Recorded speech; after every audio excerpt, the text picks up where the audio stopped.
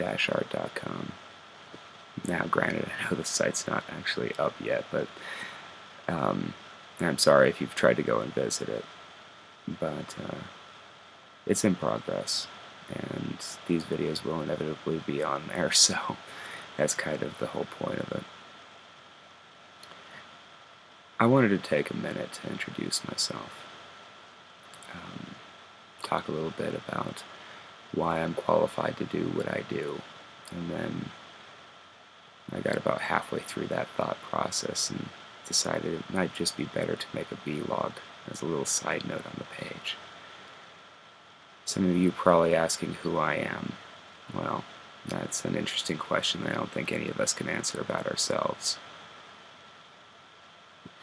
When asked in an interview that question, we tend to just list off characteristics of things we've done, where we've worked, what we've accomplished. I don't think that's who we are, though.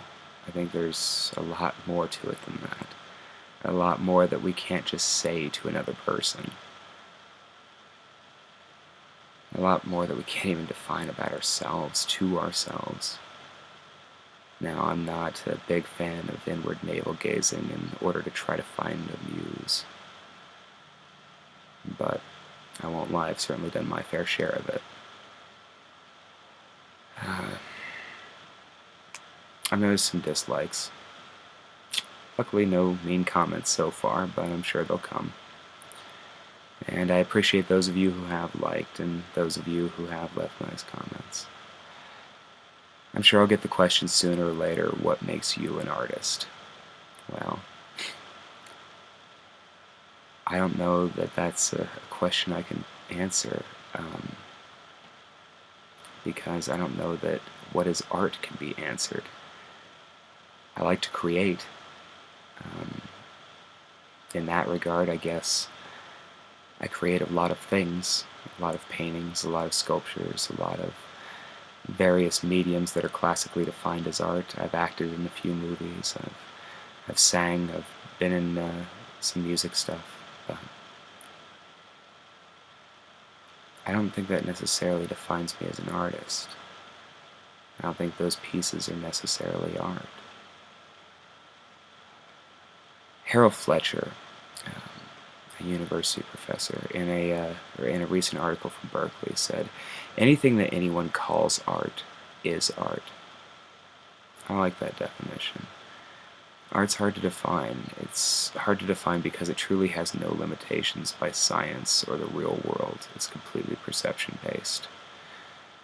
Sure, I've had pieces in galleries. I've had people tell me that if they love some painting, say that it reminded them of some emotion that was by no means the emotion that I had when I was painting the painting.